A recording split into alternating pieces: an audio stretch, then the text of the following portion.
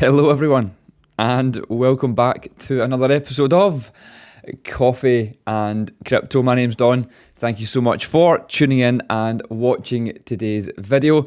If you are watching it live, good morning. I hope you are well. I hope you have your coffee at the ready and ready to jump into a jam-packed episode. Now, I do have loads of news articles to get through. You may see them from your screen just at the top.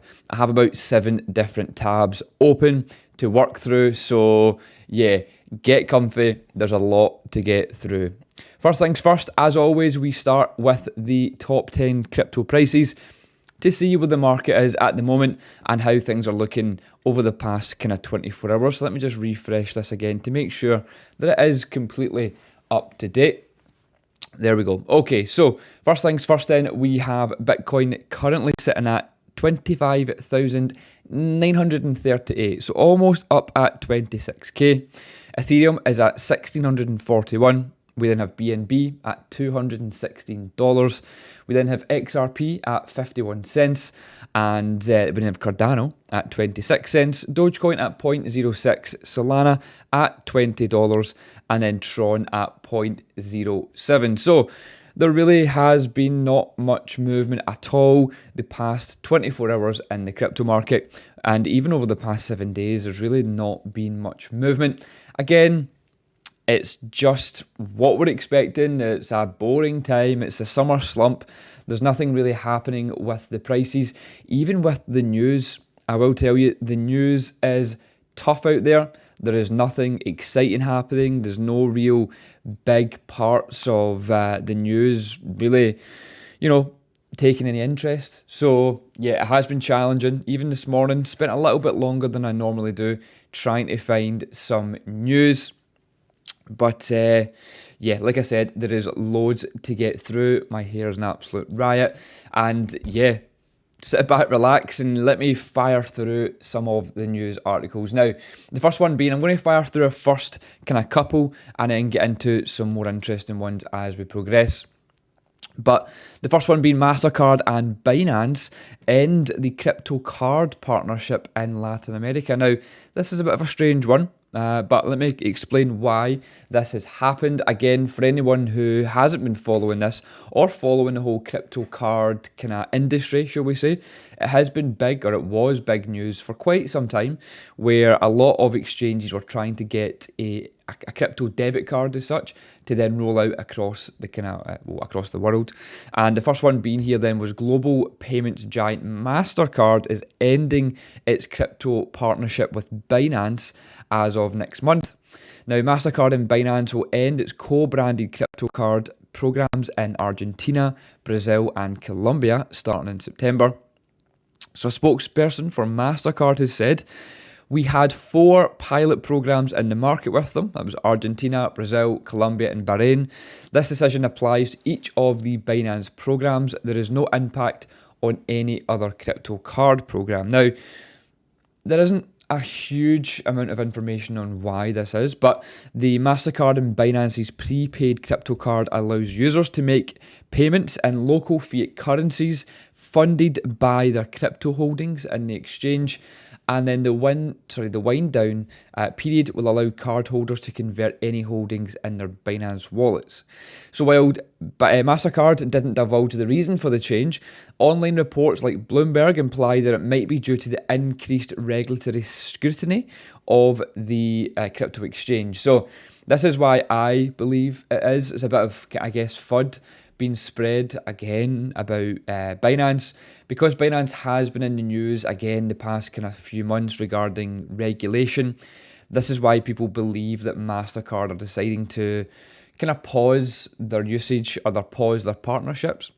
So it says here the end of the collaboration comes about 1 year after Binance and MasterCard first partnered last August to launch this prepaid card for residents in Argentina. In early 2023, the firms expanded the partnership into another prepaid crypto card in Latin America. Now, this is just what's quite frustrating about the SEC suing companies. It's not just so much about I spoke about this last week or the week before that when Ripple were sued. It wasn't just about the company Ripple being sued, that they're using a unregistered security or whatever it is, the actual downside impact to investors and adoption was probably worse. And I feel like this is exactly what's happening here. So you think about it, right? I've spoken about it quite a few times on the channel. Latin America, so Argentina, Brazil, Colombia, and Bahrain as well, I suppose. They are, I would say, underdeveloped countries when it comes to their finance sector. There's a lot of inflation out in those countries. A lot of people in those countries can't get bank accounts, but they can get crypto wallets. So the whole point of having this crypto prepaid debit card or prepaid card, whatever you want to call it, was so that these people who are unbanked, who can't unfortunately get a bank account due to the state of their country, were able to essentially bank, but using their kind of crypto wallets. So it was a huge positive impact for the country. But because of the nonsense, bogus SEC claims about Binance, it looks like MasterCard have kind of bought into that FUD and, well, decided to pause or stop the partnership, which means that these thousands or however many people that were using the card, and I'm sure benefiting from the card, are no longer able to do it. So it's a further downside impact that people don't really talk about enough. They just talk about, oh, Binance has been sued, oh, what a shame, CZ going to need to pay these fines, blah, blah, blah, blah, blah. They're forgetting about the people, again, in like Latin America, for example, who was actually benefiting from having this partnership with MasterCard and Binance. So, yeah, it's a bigger issue than what I think people make it out to be. It's a bigger upset than what I think people make it out to be when it comes to being sued by the SEC. Ripple, again, it affected millions of investors in XRP. And I believe this will affect, again, is it millions? I don't know the numbers, but it will affect hundreds of thousands of people who were using the Binance MasterCard card or prepaid card for crypto. So yeah, again, bigger issue. If you don't know enough about this and you don't know enough about the unbanked, I would suggest reading and doing some kind of further information, kind of data gathering on Latin America's finance system and just how corrupt the governments are in these countries. Anyway, that's the first piece of news, which I believe is quite important, and I wanted to bring it to you. Yes, it seems a bit, FUD. I'm kind of buying into the FUD, but I wanted to make sure that you're aware of how much of an upset it causes downstream when these companies get sued for a kind of an alleged reason. Next then we have PayPal's PYUSD. So I spoke about this a few weeks ago on the channel when it went live. It is PayPal's stablecoin.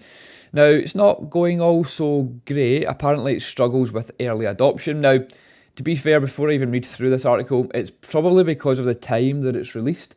It went live in a very, very poor market, and I don't know why they would expect it to really take off in the early stages. Nonetheless, let me carry on and explain further. So, PayPal's recently released stablecoin PayPal USD is facing challenges gaining traction, the on-chain data has revealed. According to the findings from blockchain analytics firm Nansen, roughly 90% of PayPal's USD is currently held in the stablecoin issuer Paxos Trust's wallet. Now, holdings on crypto exchange wallets stand at nearly 7% of the total supply, according to the report, with the balances on Kraken, Gate.io and Crypto.com. Uptake among so-called smart money investors, a term used to describe well-informed and professional investors, is negligible. Don't know why I'm thinking about that word too much, but anyway, PayPal's stablecoin debut in early August raised high expectations in the crypto industry. At the time, it was believed that the stablecoin would boost a broader adoption and introduce cryptocurrencies to the masses for the first time. Although the fintech giant has over 350 million users worldwide, only a few used its stablecoin or held it in a self-custody wallet in the first few weeks. According to the report, the figures indicate that, on the surface, there's a lack of demand from crypto users for PYUSD, other than alternatives that exist. Might be due to the PayPal targeting the different demographic. Now, I personally believe, again, it's wrong time. Right place, wrong time. I think it's a wrong time in the market to try and kick off a stablecoin, because stablecoins are fundamentally used for people to use as a means of moving their profits into a stablecoin before buying back into a market which is lower in value. So again, in my opinion, that's how it works. Not how it works. That's why it's primarily used. So the fact that PayPal have released it, and again, a bit of a slump in the market, a bit of a kind of no market as such, where nothing really kicking off. There's still a lot of regulatory kind of fear being pumped out there. There's really nothing exciting happening in crypto at the moment. It's hard to release anything, let alone a stablecoin. So yeah, I don't believe that this is a bad thing for the PayPal stablecoin. I do strongly believe that the PayPal stablecoin will take off when the market allows for it and the market is right. It's just, in my humble opinion, not the best time in a crypto market to release the stablecoin. But then again, to flip that on its head, you could say it's the perfect time, because then when the market does come around in a year or two's time, or well, probably a year's time, then it's already established 12 months of kind of maybe some teething problems. It's moved money around, it's more usable, it's found its feet, and it will be 12 months old by the time people start using it, rather than it being released in a crypto kind of bull market where people are a bit unsure because it's a new product. So, like I said, it's kind of like when you flip it on its head and you think of, I guess, the positives from the negatives, which I always try and find. Yes, not a great time in the market, in my opinion. But is it a great time to launch it? Because like I said, in 12 months' time, it's already 12 months older. It's kind of fixed all the problems that it might run into. It's more established. There's maybe more people trying to adopt it, so on and so forth. But yeah, like I said, at the moment, currently, present day, PayPal USD stablecoin isn't doing all that great out the gates, as they say. But I don't think that's a bad thing at all. I personally don't think it's a bad thing. But yeah, let me know what you think. Do you even plan on ever using it? I mean, don't get me wrong, I don't think it's available in the UK. For anyone that's watching this from the UK, it's probably not available at the moment. For my US viewers and anyone else worldwide that views, then it is available. But it will be available in the UK very, very soon, as far as I'm aware. And yeah, let me know what you think in the comments below. Is the PayPal stablecoin a waste of time? Or do you think that the 350 million active users that they have on PayPal will eventually start to drip feed and start using crypto more and more? I mean, they already have crypto available on the app. And yeah, let me know what you think below. Cool, right, moving on to the next part of the news coming out of the Spanish Central Bank. So, the bank officials talk about private payment systems in era of digital euro. Now, an interesting one here, but again, nonetheless interesting because the fact that it's a central bank talking about digital payments, digital euro, which yes, probably more down the lines of a CBDC. But yeah, let me cover this off in a bit of kind of a quick bit of context, and then let me give you some opinions on it. So, the Deputy Governor of the Bank of Spain, Margarita Delgado, I think that's how you pronounce her name, or his name, or whatever it may be, spoke to the university students about others and the introduction of a digital euro on August 25th, so a few days ago. Looking into the future through the lens of the European Commission's recently proposed digital euro legislation plan. She spoke at length about how private payment solutions will interact with the digital euro and its infrastructure. So, the digital euro can help the European Union overcome challenges such as cross-border payment barriers, the costs of businesses using private payment services providers, which is PSPs, and the general lack of PSPs in Europe. The development of central bank digital currencies and stablecoins elsewhere could make the last problem worse without the introduction of the digital euro. Now, she said that we believe there's enough space for a digital euro and a private payment solution to coexist. In fact, our expectations is that the digital euro enables the development of new pan-European payment and financial services in the private sector, making it easier to compete with non-European solutions. So, again, love it or don't love it, CBDCs are again a thing of the future, or a thing of our very close future.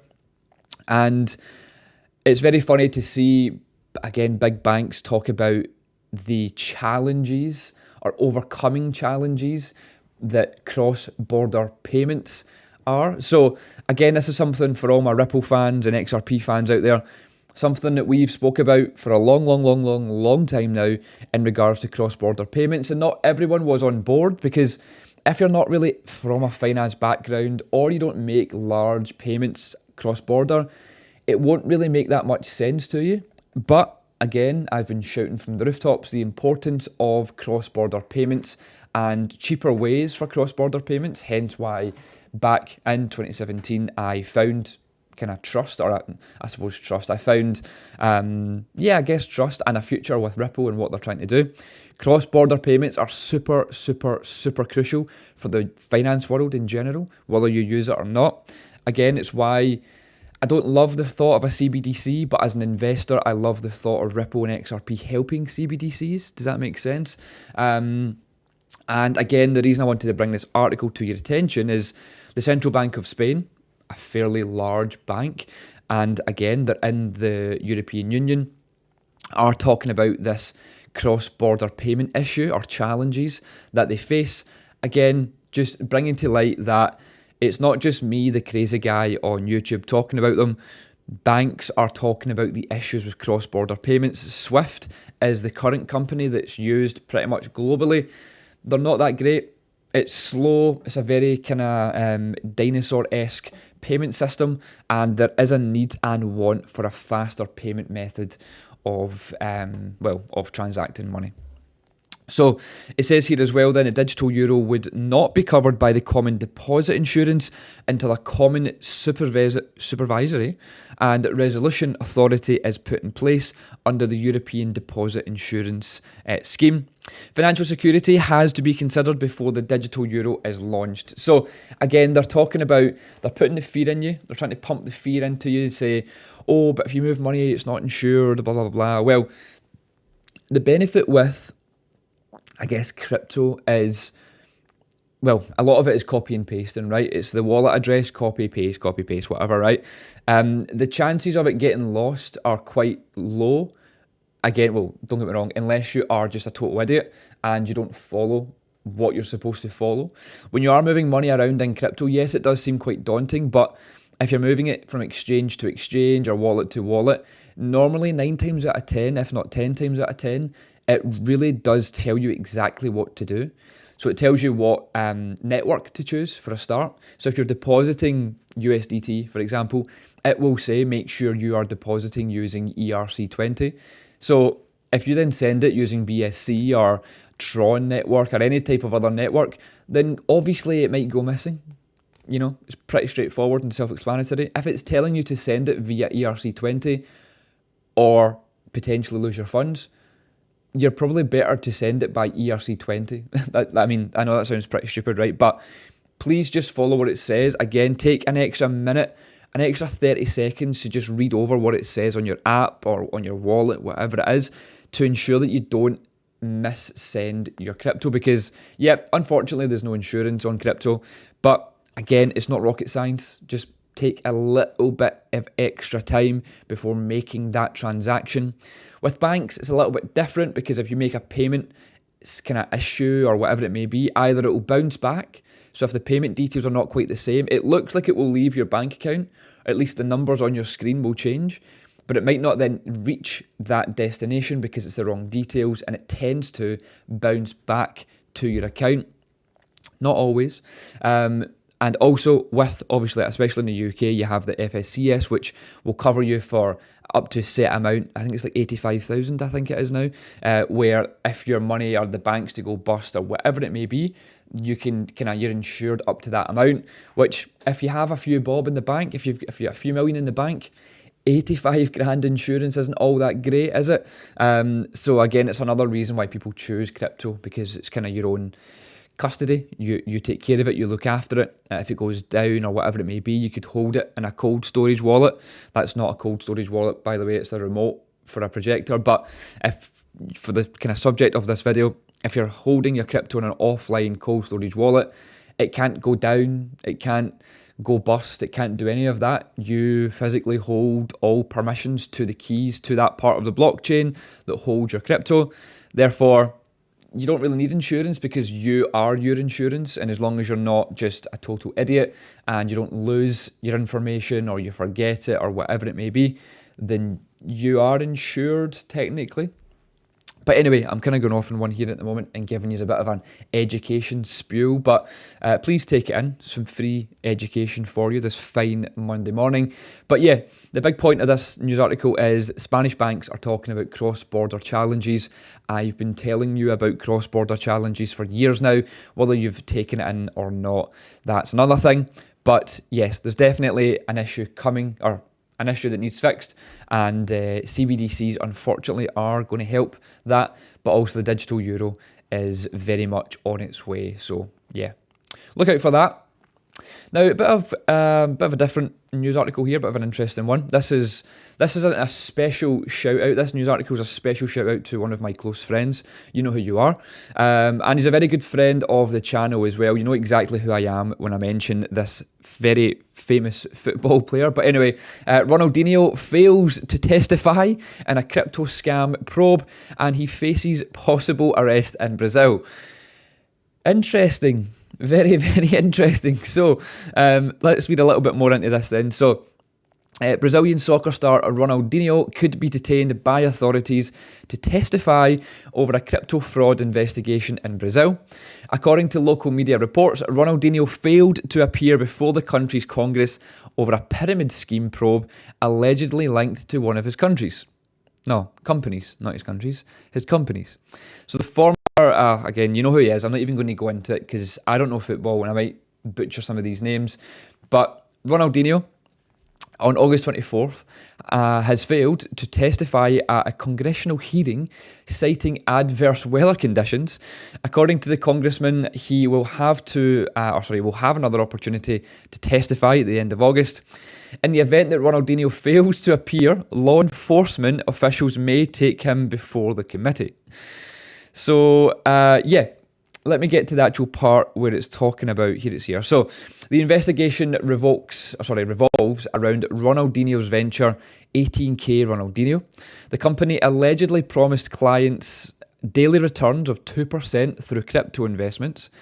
A lawsuit seeking more than $61 million in damages was filed against the company for failing to return such profits.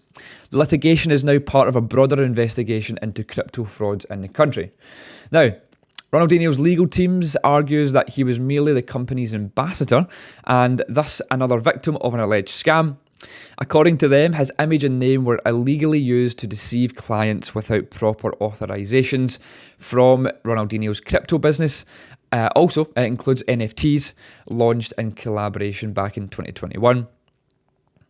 Again, look, I like how they've kind of followed this and they've put this in here as well. In 2020, Ronaldinho and his brother were arrested in Paraguay for entering the country with fake passports and spent over 170 days behind bars.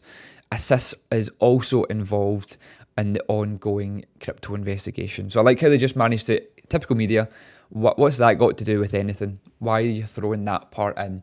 Anyway, look, I was none the kind of wiser to Ronaldinho doing some sort of crypto scam or being involved in some sort of crypto scam. But like I said, this was a special crypto report for a very close friend of Crypto Glasgow and a good friend of mine as well. So if you are watching, which I hope you are watching because you should be watching every single day, Let me know in the comments, is this FUD? Is it fear? Is it real? Is it true? I didn't know anything about Ronaldinho having these NFT collections or being involved in this crypto scam or whatever it may be. But yeah, will Ronaldinho go to jail is the question for crypto fraud. Interesting. Again, yeah, very interesting news to cover this morning. Now, talking of interesting news, this is an interesting one. So, is everyone aware of what Tornado Cash is? Hopefully you have. But the Tornado Cash developer, Roman, has been released on bail. Now, apparently he was imprisoned or taken to court, him and the other developer, for this Tornado Cash thing. And again, hopefully you've heard of it, because it's a very, very interesting concept or thing that was developed. Let me break this down in a little bit more detail and I'll explain what it is, right? So, the co-founder of the cryptocurrency mixing service, Tornado Cash, who was arrested on money laundering and other charges on August 23rd, was released on bail. So, let's just see here. So it says then that he remains very disappointed about the fact that the prosecutors charged the developer just because he helped develop the software. He says the novel legal theory has dangerous implications for all software developers. Now, the bail came after the next day of the US DOJ announced the arrest of Storm alongside the charges against Tornado Cash founders Storm and Roman Simonov? I don't know, not sure. The US authority specifically charged the developers with operating the Tornado Cash services, allegedly laundering more than $1 billion in criminal proceeds. Additional charges are related to the conspiracy to commit sanctions violations and conspiracy to operate an unlicensed money transmitting business. Storm's lawyer, Clean, did not immediately respond to Cointelegraph's request, obviously. The latest news, roughly a year after the US Treasury added Tornado Cash-related addresses to the list of specifically designated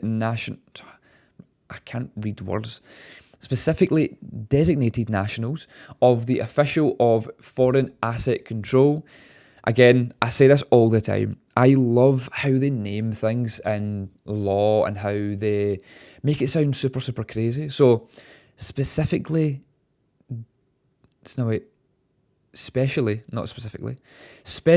designated nationals of the Office of Foreign Asset Control. Insane. Anyway, subsequently, authorities in the Netherlands arrested Tornado Cash developer Alexei. The developer was released in April 2023 after spending nearly 9 months in prison. Now, again, let me tell you about Tornado Cash in a bit more detail. Maybe that will help, right? Because this means nothing to you. I think someone's been released on bail.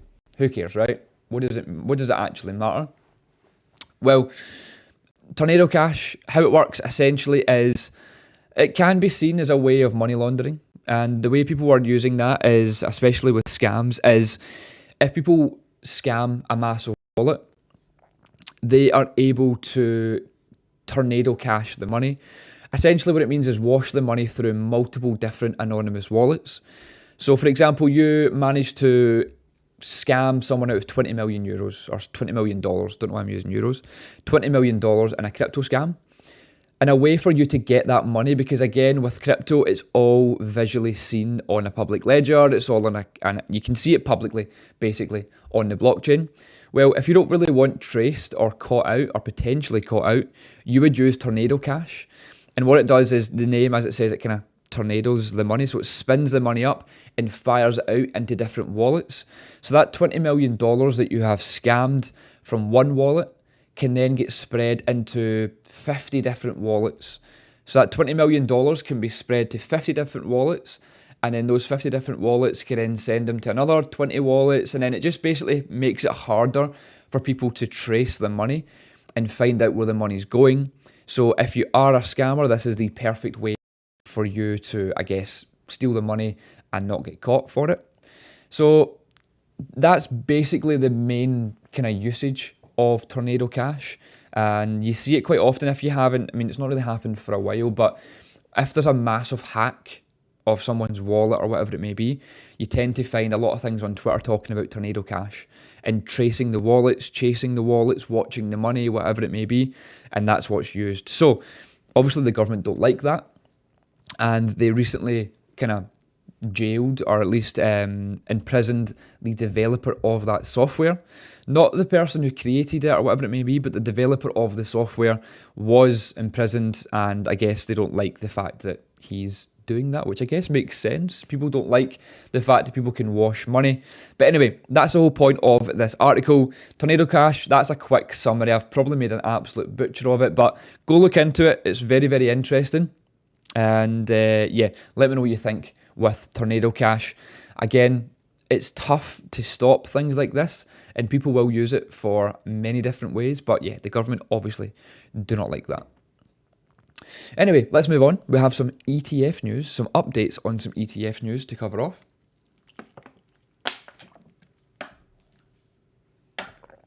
Okay, so Hashdex joins the race for the spot Bitcoin ETF with a unique strategy. So let's look into this in a bit more detail. So the crypto asset management company Hashdex has joined the competition for a spot Bitcoin ETF. Now, the firm has submitted an application to the US SEC for a Bitcoin futures ETF, which will hold spot Bitcoin. Join the club. I think there's about 9 at the moment. Now, Hashdag's approach differs from the recent filings as it won't depend on the Coinbase surveillance sharing agreement, opting to acquire spot Bitcoin from physical exchanges within the CME market. Now, according to a filing by the NYSE ARCA with the US SEC, Hashdex intends to include the spot Bitcoin in its Bitcoin futures ETF and modify the name, changing its ticker to Bitcoin ETF. Now, this might not seem like such a big deal, I would say, but like I said, ETFs, in my opinion, are going to be a huge deal come February, March of 2024. If you don't know what I'm talking about, go back and watch some of the videos on the channel. You'll see them. The title of the video will be to do with Bitcoin spot ETF, or ETF will be mentioned. I spoke quite a lot about them kind of last month, so yeah, go check them out. But some experts have responded to the Hashdex unique Bitcoin ETF filing. An analyst has observed that the strategy involves exclusively conducting exchange for relating positions transactions. This entails swapping futures contracts for an equivalent spot exposure instead of direct cash purchases from the exchanges, which I guess could be beneficial because it's not spot buys, but then you're kind of leading on to futures contracts, which I don't know how good that would be. Anyway, the whole kind of point of this being that I think what Hashdex are trying to do with the ETF stuff is stand out a little bit, because like I said, I think there's about 9.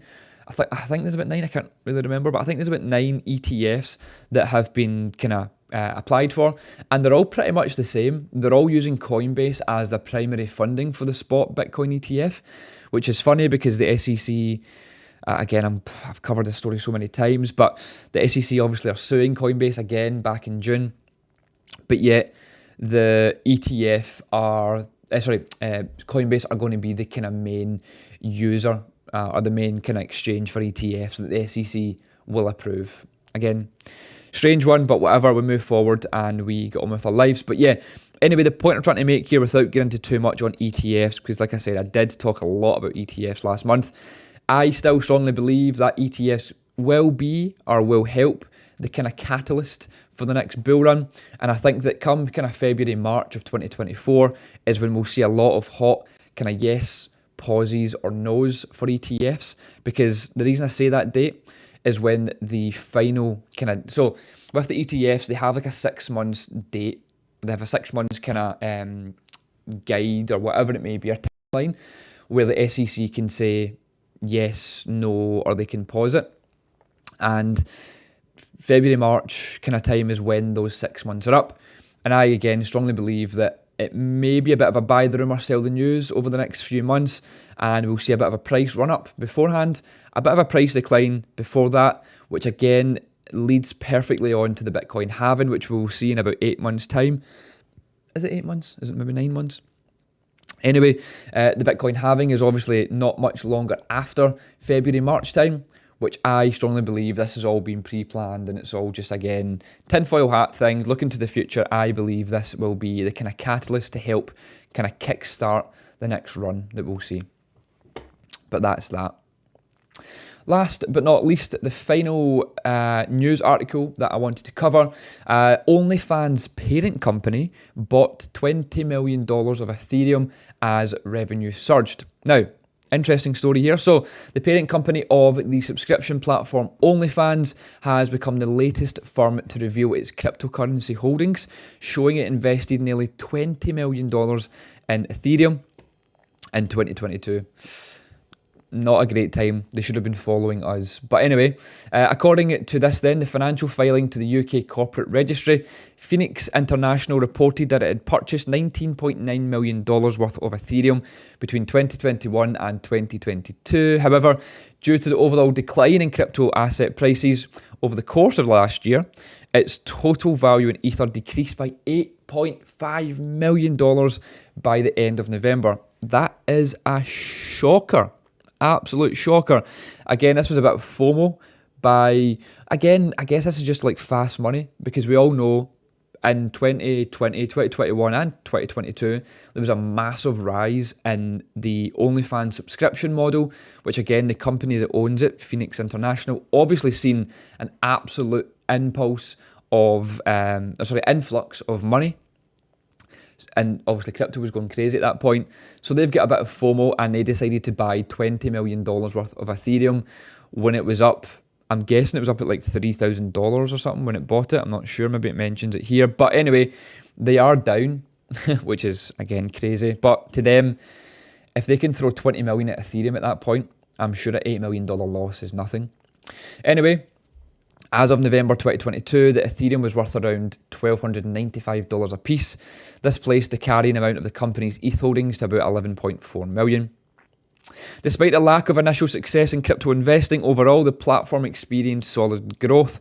Obviously, naturally, like I've just said.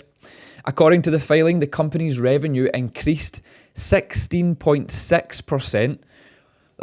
These numbers are absolutely insane, man. But from $4.8 billion in 2021 to $5.6 billion in 2022. Additionally, the primarily adult entertainment platform also witnessed a 47% increase in the number of creators and a 27% increase in the total of subscribers. That is mental. Now, again, from a subscription model, going from 4.8 billion to 5.6 billion in, a year. I mean, even getting to 4.8 billion, and again, in the space of like 2 years, I think it was, thanks to probably some of yous watching this stream, then yeah, fair play. That's a subscription model that I would love. But yeah, that's absolutely insane. Now, and its crypto investment isn't the first time the company and its executives have ventured into the digital asset space. In February 2022, the platform allowed verified creators to change their profile pictures to Ethereum-based NFTs. Now, in June 2022, two former OnlyFans executives launched a celebrity trading card platform called Zoop, built on Ethereum scaling pollution Polygon. Zoop allowed users to trade 3D digital playing cards of their favourite celebrities. The disclosure of the company's ETH holdings came as the adult content creators flocked to Friend.tech, which is crypto's newest decentralised social media platform, in a bid to cash in on the hype. So yeah, anyway, the big news here being is the parent company to OnlyFans, some of your favourite kind of creator platform, has surged, they did surge in creator value or actual subscription model value. However, the more important thing for me is the fact that they bought $20 million worth of Ethereum. Yes, they probably bought it at the wrong time, in my humble opinion, but nonetheless, they are invested $20 million deep in Ethereum. So yeah, just goes to show you, more companies have been buying crypto than you think. I also saw something today, actually, that Dave Portnoy, you know that guy I'm talking about, he bought his company back, the Barstool Sports. It's making news headlines all over the place because he sold it for 500 mil and bought it back for $1. But apparently he's come out and said that he's most definitely putting Bitcoin on the balance sheet for Barstool Sports. But anyway, I'll cover that in a later episode, I am very, very sure. Okay, cool. That is all for today's episode. It has been a lengthy one. Thank you so much for tuning in. Hopefully you enjoyed some of today's news articles. If you did, please drop me a like. Please drop a comment. Share this video with someone who needs to hear it. In fact, you know what? Let's go one even kind of further than that. Share it to your Instagram story. That would be great. Tag Crypto Glasgow's Instagram on your story and we'll repost that and get some eyes on your page. So maybe you've got a business page, maybe you want some free attention, then yes, the way to do that is share this Coffee and Crypto episode on your Instagram and I will repost it for you free of charge, meaning that you get exposure, I get exposure, and it helps whoever your audience is get exposure to crypto the right way. Now again, remember, nothing that I say in this video is ever to be taken as financial advice. Don't do anything that I ever say when it comes to investing. It's all about learning, making sure you understand how to invest, where to buy crypto, where to sell crypto. And if you are, by the way, if you are looking to invest in crypto and you feel that you're ready to take the next step, then of course my personal approach, my personal kind of favorite, I would say, crypto exchange would be SwissBorg. Again, you'll find a link in today's description for that, but please don't get that unless you are fully aware of the potential losses that you can make in crypto and you have done your own research. But anyway, if you do want a SwissBorg account, there is a link below. Check it out and you can get a bit of a kind of euro crypto deposit even for signing up as well. So go read about that. Don't just take it from me. If there's anything else that I can do for you throughout the day, throughout the week, then please jump into our CC Pro Certified Crypto Discord community. Again, you can see it on your screen. There is a link today for you to go and read for more information on how we can help you educate a bit more in the crypto space. We have loads of different products, loads of things going live and have just went live as well as the massive CC Pro basket, which I'm sure most of you are aware of now. But yeah, anyway, go check it out. There's plenty of links today in the description. Go check them out. And if there's anything else, drop me a comment on today's video or jump into the chat room and we will chat a little bit further. But that's all for me. I'll see you all tomorrow for another episode of Coffee and Crypto. Thanks for tuning in. Again, like the video, share the video and subscribe to the channel. I'll see you all very, very soon. See ya.